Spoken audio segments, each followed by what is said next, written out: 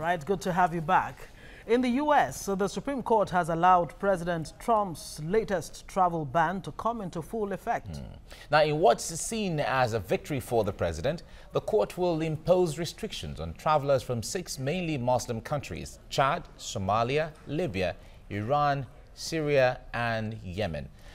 Now, the ruling is the first time the ban has been allowed to run, while legal challenges go ahead in the lower courts. Now, the president has said the ban is needed to protect the U.S. from Islamic militants. Well, we have a researcher and political risk analyst, Uche Igwe, joining us via Skype from the UK. Good morning and thanks for joining us on the show. Good morning. How are you today? Very well, thank you. I guess you are doing well too. Now, Trump's new travel ban has been described as old bigotry masquerading as national security. And now you have the Supreme Court, the U.S. Supreme Court, giving him the go-ahead. What does this mean? Well, I think that is a very sad development. And like many commentators have said, this development stands condemned, and the whole excuse about national security is not only misleading but diversionary. And it also ridicules this whole issue of constitutional protection against discrimination in the U.S. Constitution. My sense that is going to be overturned is a matter of time. But for me, it stands condemned, as completely unacceptable and discriminatory. All right, now with the Supreme Court allowing the travel ban to go ahead, a lot of analysts are saying that this already tells us the body language where the main judgment is going to tilt towards, because appeals are still going on. But make us understand, what kind of pressure does it look like the Supreme Court is under? Well, it is very surprising also to me that the Supreme Court judges, there are a few people who dissented, but obviously the majority sort of endorsed it. And it seems to me they are under pressure.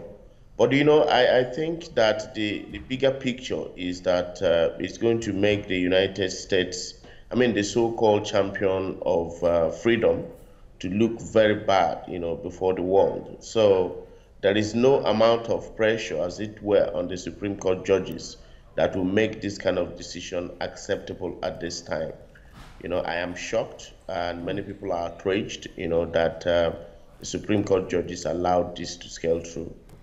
And when the Supreme Court allows this to scale through, in your words, how much confidence do you think this will give Trump when it comes to other policies that he may come up with that will not go down well with the rest of the world?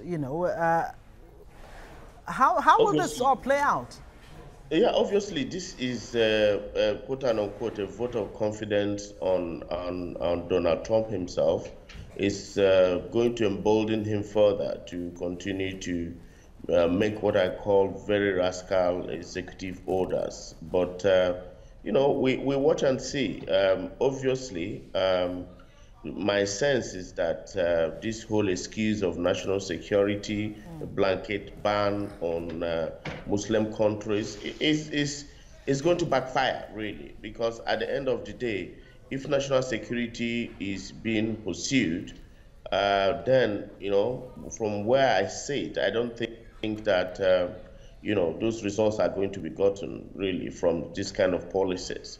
So I believe and I pray that, this decision is overturned and that the Supreme Court judges realize the kind of, impression they have created and they will create if they allow this to pass. For me, I think that is for us to wait for the court processes to play out and believe very strongly that this decision will be overturned at the end of the day. Of course, the question that many people want to ask is whether, the United States will even be safer or even better off with this travel ban. Especially that's exactly my point. My point is that, there are already people from these countries who are legally resident in the United States. Also, you remember that the travel ban allows those who have verifiable business ties and family ties to continue to travel. Obviously, this will impact on them, and how they will respond to this, remains a matter of conjecture.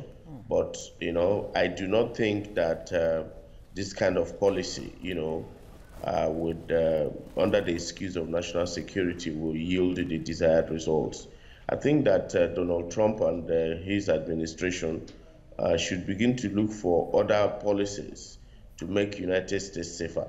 But this is not it. This is my submission.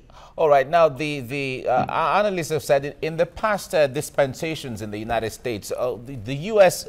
has been more involved with activities across the world and other people. Now, with this now, do you see the U.S. gradually becoming an isolated country, different from what it used to be?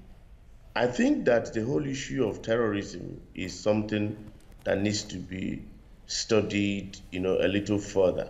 And this kind of policy does not even allow the United States government and its agencies the opportunity for what I call embeddedness, the kind of embeddedness that would give them, the right kind of intelligence, and to be able to understand what to do and how to respond.